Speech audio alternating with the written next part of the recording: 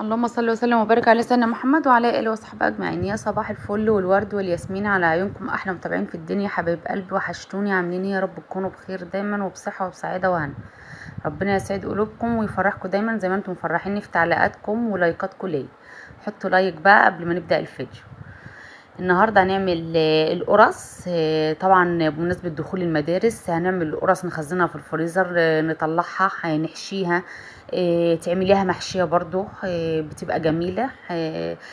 بس قبل ما نبدا الفيديو ما تنسيش تحطي لي لايك وتشتركي في القناه وتفعلي الجرس عشان يوصلك كل جديد. يلا بينا نسمي الله ونصلي على الرسول ونبدا الفيديو. معايا هنا يا بنات اهوت، انا هعمل كميه كبيره، معايا 3 كيلو، بس هكتب لكم تحت الفيديو مقادير الكيلو عشان اللي حابب يعمل كيلو واحد بس من القرص. تمام. معايا كيلو ونص لبن اهوت، انا دفيته كويس طبعا، وبعدين حطيت عليه نص كيلو سكر. تمام كده يا بنات. طبعا انا هحط لك مقادير الكيلو تحت، هقول لك قد ايه بتحطي سكر. ومعايا نص كوبايه لبن حطيت فيها الصابع الخميره البيره، حابه تحطي فوريه حطي، بس يستحسن البيره. يعني حطيت صابع خميره وركنتهم على جنب اهو زي ما انتم شايفين كده. معايا هنا السمنه، هنا بقى اهوت معايا نص كيلو سمنه. طبعا دي سمنه الهانم عاديه خالص.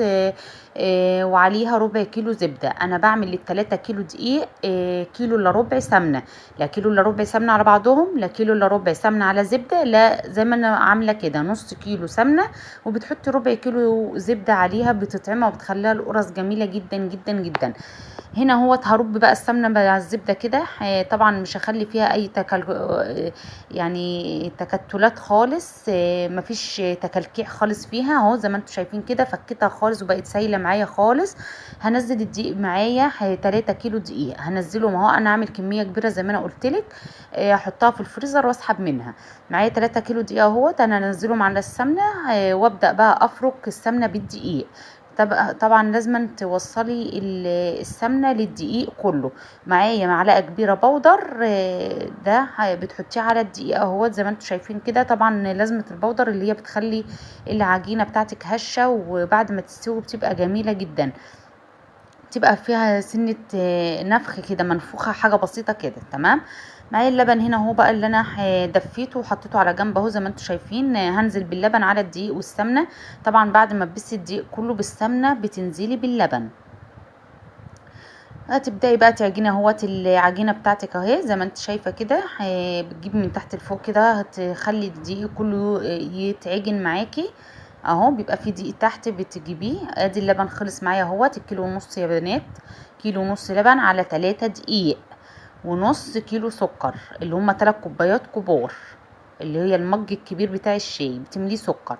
مش حابه تخليها يعني مسكره السنه، بتعملي بتحطي كوبايه واحده بس.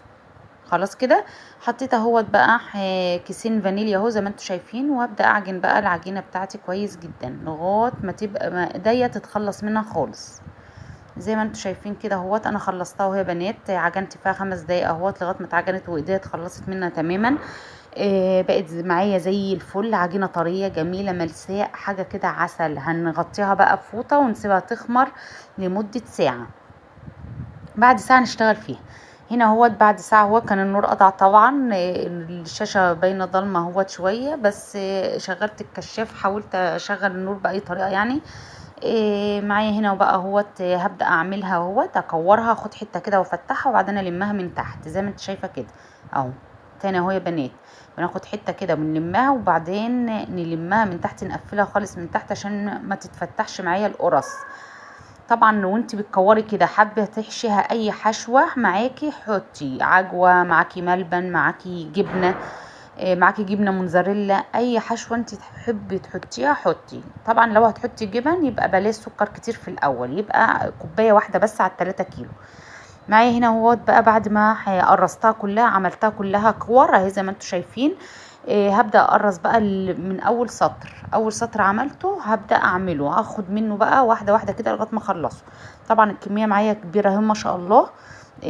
طبعا كميه حلوه يعني تقضيني في المدارس. لو انتي مستعجله بتطلعي قرص بتحشيها لهم وخلاص كده اهو يا بنات. لسه هنعمل الفين ونعمل حاجات المدارس كلها ان شاء الله. خلاص كده خمرت اهي معايا، انا على بال ما قرصتها كلها بططت عليها خلاص. كانت خمرت معايا، بدأت احط في الصاج بقى هو زي ما انتم شايفين، وادخل الفرن على طول. بحط في الصاجات وبعدين ادخل في الفرن على طول، يعني بتعمليها على الطبالي الاول وبعدين تحطيها في الصاجات. زي ما انت شايفه كده يا بنات اهوت. السوا بتاعي زي الفل معايا، بتوسطني من الجناب وتعلي من تحت لغايه ما ياخد لون من تحت، وبعدين تهدي من تحت خالص وتعلي من الجناب. تمام كده يا بنات.